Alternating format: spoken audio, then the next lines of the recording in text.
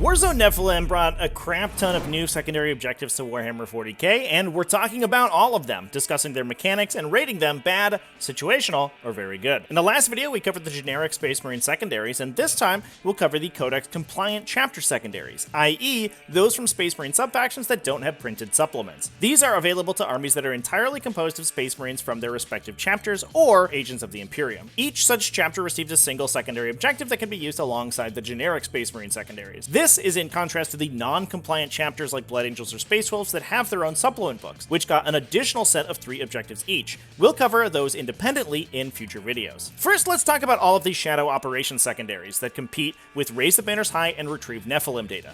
Imperial Fists, Ultramarines, and Raven Guard all got access to new Shadow Operations secondaries that allow them to complete actions in order to score. Many of these actions will sound very similar, but it's important to note that all of them only require that they be completed on objectives that you, as the Space Marine player, currently control, meaning that unlike similar objectives from Warzone Nockmund, all you need to do is outnumber or out-obsec the objective away from your opponent, made much easier with effects like Rites of War to give units objective secured and allow them to begin to perform the secondary action. The first chapter-specific secondary we'll talk about is Bolster Barricades for Imperial Fists. This objective requires an action to be performed by core infantry on objectives you control that takes a full round to complete, starting at the end of your movement phase and completing at the start of your next turn. If it completes, you score 1 victory point if the objective the action is being completed on is in your deployment zone, and 4 victory points if it's not, but most interestingly provides light and heavy cover to your infantry within 6 inches of the objective. Like the Imperial Fists themselves, this is a thematically very cool objective, but is overshadowed by other options. The benefit of cover it provides is very powerful,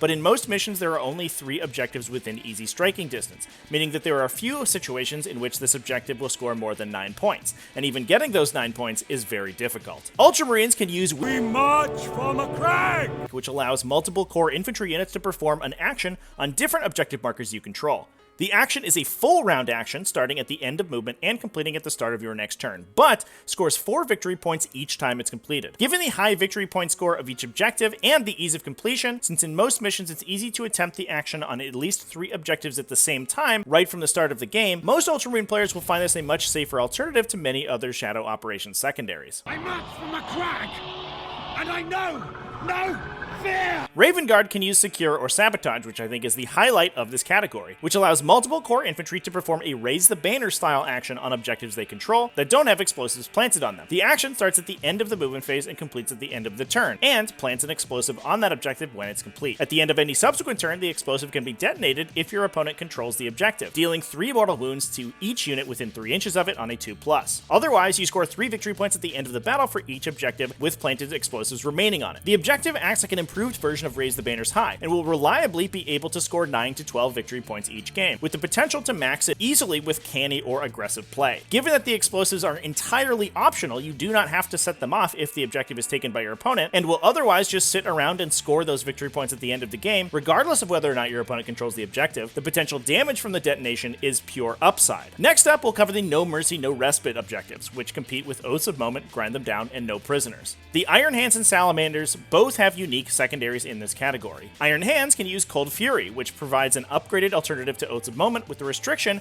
that the objective can only be completed by vehicles, scoring 1 victory point at the end of your turn for destroying units with melee attacks, 1 for ranged attacks, 1 for getting into the enemy deployment zone, and for keeping a unit wholly within 6 inches of the center of the table. Given that this objective completes at the end of your turn, meaning it's easy to score regardless of whether or not you're going first or second, and Iron Hands synergies with vehicles like Dreadnoughts or Drop Pods that can easily complete these requirements, most Iron Hands lists will be able to take advantage of this objective very easily. Salamanders have access to the Promethean Creed, which requires you to choose an objective marker outside your deployment zone and scores you points for fighting over it. The objective grants you 2 victory points if you hold the chosen objective with a core infantry unit in your command phase. Additionally, each time your infantry survive an enemy attack while on the objective, you score 1 victory point, up to 3 victory points each turn. Keep in mind that this is potentially scoreable in both players' turns if your opponent fights you at melee while on the objective during your own turn, for up to a potential 6 victory points a round. Then, at At the end of each turn, you score 1 victory point if an infantry unit on that objective destroyed an enemy unit, scoring an additional victory point if they did so with a Melta or Flamer weapon. This objective has immense potential on missions with centrally located objectives, giving your opponent a difficult decision to make. Since most Salamander's infantry take multiple attacks to remove, the objective will passively score you points for taking an aggressive posture on it. If they elect not to fight the Salamanders on the objective, you still score points for holding the objective at the start of your turn. And last but certainly not least, White Scars have access to Lightning Strike, a Purge the Enemy objective that competes with Assassination, Bring It Down, and Codex Warfare.